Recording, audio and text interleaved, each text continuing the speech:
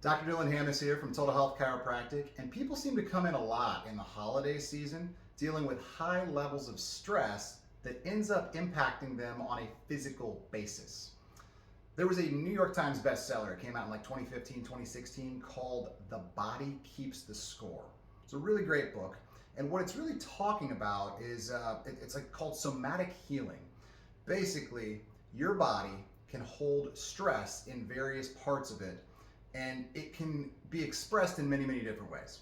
Sometimes when you experience an injury, you actually are holding on to something emotionally during the process of becoming injured. For example, I had a shoulder injury years back while I was going through a fairly difficult time. The shoulder mechanically started functioning much better, but anytime I was under stress, I started feeling that exact issue coming back in the exact same way. It wasn't until a friend of mine, it was actually a patient of mine in my chiropractic clinic, who does a form of energy healing, I believe it was called pranic healing, ended up connecting with me and doing some energy work for me. Now, I personally don't fully understand how energy work works. I just know that this person was able to tell me some things about myself that I hadn't told anybody. And by the end of the treatment, my shoulder was doing better. The body can store stress in it in many, many different ways. On a mechanical or a musculoskeletal or neurological basis, I can explain that.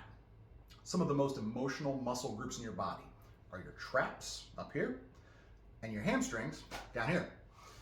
The trap muscles are a real common area people store their stress. Sometimes when we're getting stressed, our shoulders creep up, they get tighter and tighter and tighter, and that's why people always like it when you rub their shoulders and give them a little bit of a massage. That feels to relax them, but also helps to make their pain go away.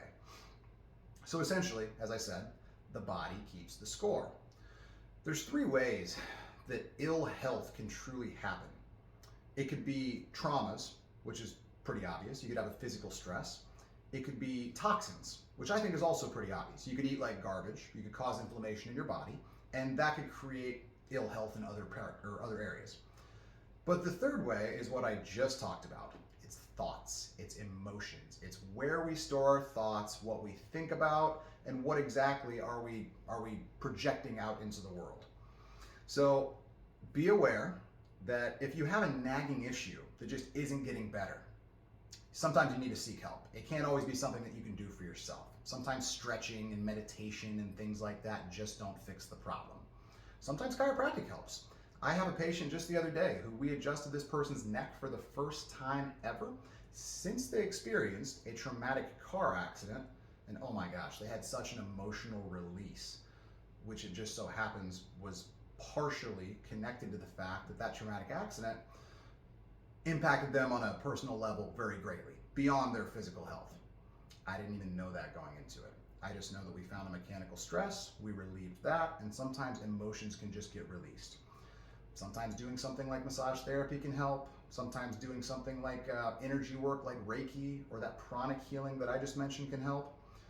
But again, the body keeps the score. Emotions can get stored in our body, and we got to figure out what's causing them, where they're coming from, and oftentimes we can figure out how to work through them in a positive way.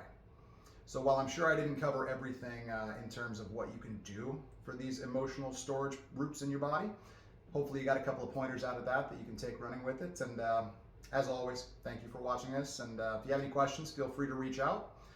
Keep smiling.